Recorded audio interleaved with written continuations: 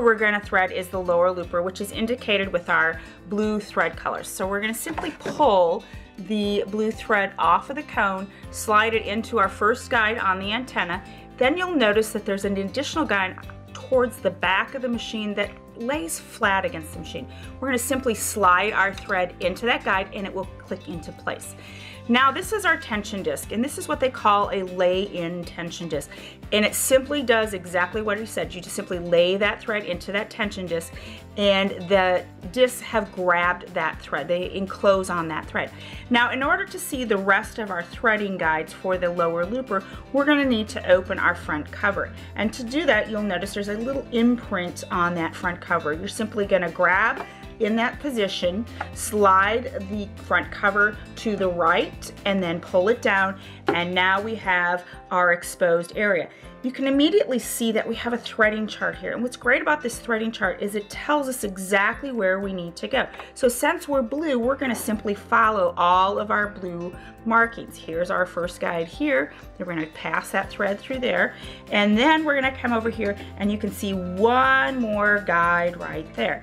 Now at this point, once we have the thread in that guide, is that blue dot, we can't see the rest of our looper threading. So we are going to go ahead and open what we call the working table or the sewing table. You'll notice that there's a silver lever right here. We're going to simply pull that down and we're going to pull this table to the left.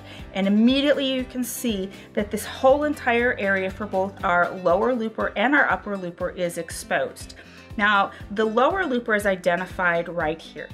And if we look at our threading guide, you can see that we have one more guide that we have to thread before we can thread that eye of that looper, but I can't see it. So I'm going to go ahead and I am going to rotate that hand wheel towards me so that I can see the back half of that lower looper.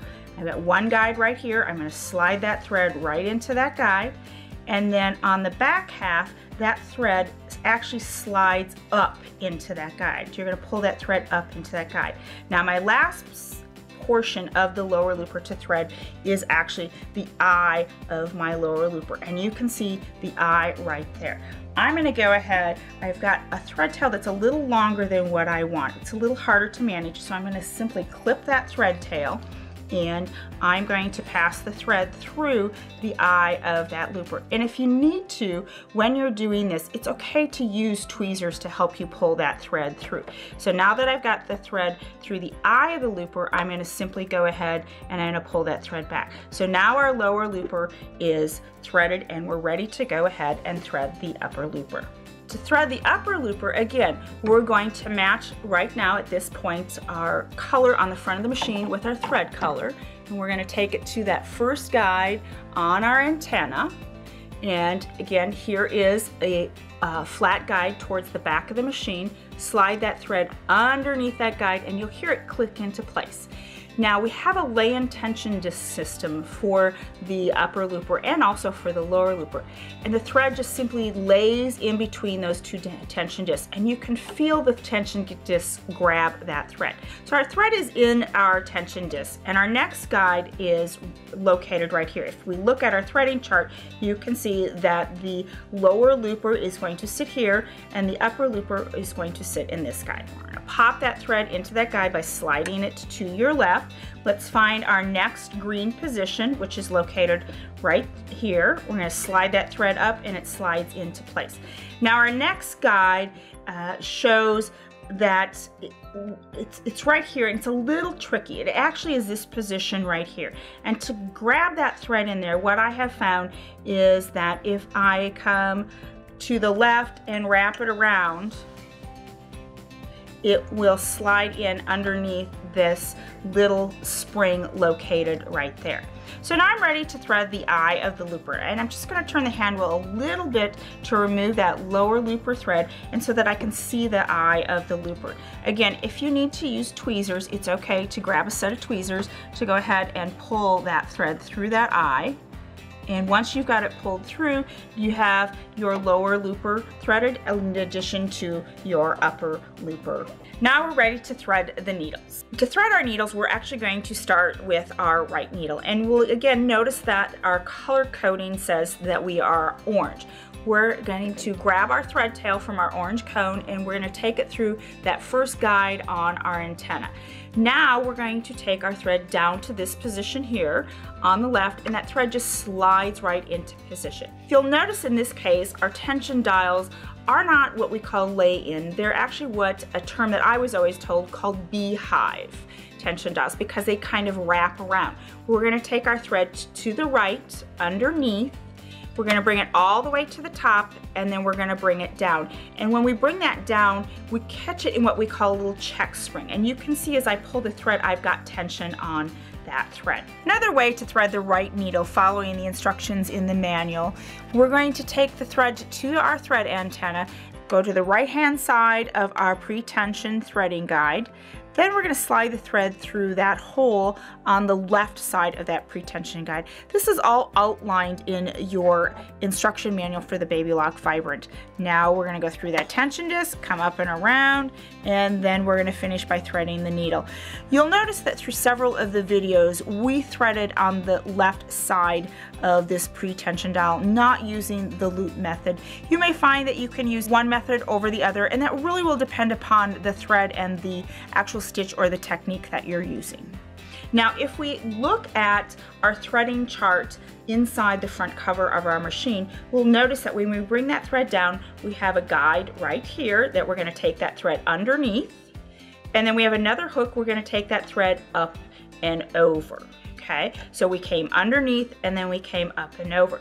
Now, right above the needle, there is another guide, and because we're using the right needle, we're going to use the right-hand side of the guide, and the thread goes behind and simply clicks into place. Now we're ready to thread that needle. And again, I've got a little bit longer length of thread than what I would like, so I'm going to go ahead and get rid of that thread tail.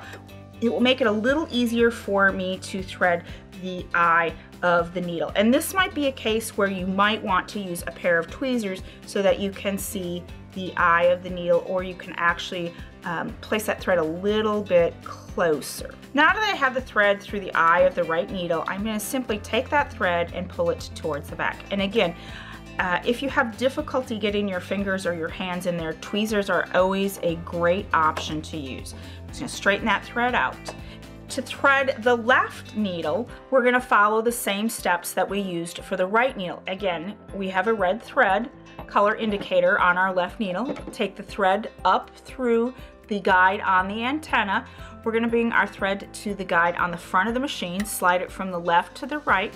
We're going to come to the right of that tension disc or tension dial, underneath, towards the top, and bring it around to catch it in that little spring. And just like with the right needle, we're going to follow the instruction in the manual for an alternative or another method to threading those needles. Come up through the thread antenna, and we're going to come to the right hand side of our pre-tension guide. Again, we're going to slide that thread through that hole. Now we're going to thread the tension disc. We're in place, and then we will thread our needle. Again, always make sure that you test to see if you need to use the threading method based on the instruction manual or just using one side of that pre-tension guide. Whatever way gives you the best stitch. Now again, if we look at the threading guide on the front cover of our machine on the inside, it indicates that the thread for the left needle needs to go under this guide too. We're going to come up and around. Now we're going to place the thread behind the guide that sits above the left needle by sliding it behind and towards us, and now we're ready to thread that needle. I always like to make sure that when I'm threading a needle, I don't have a lot of thread because it makes it a little bit more difficult when I'm trying to place that thread through the eye of that needle. Now we're going to go ahead and we're going to place that through the eye of the needle, and once we have it through the eye of the needle, we'll simply pull it back. So my thread's through that eye. I'm going to grab that red thread, pull it to the back, and our machine is all threaded. And we're ready to start our first set of techniques.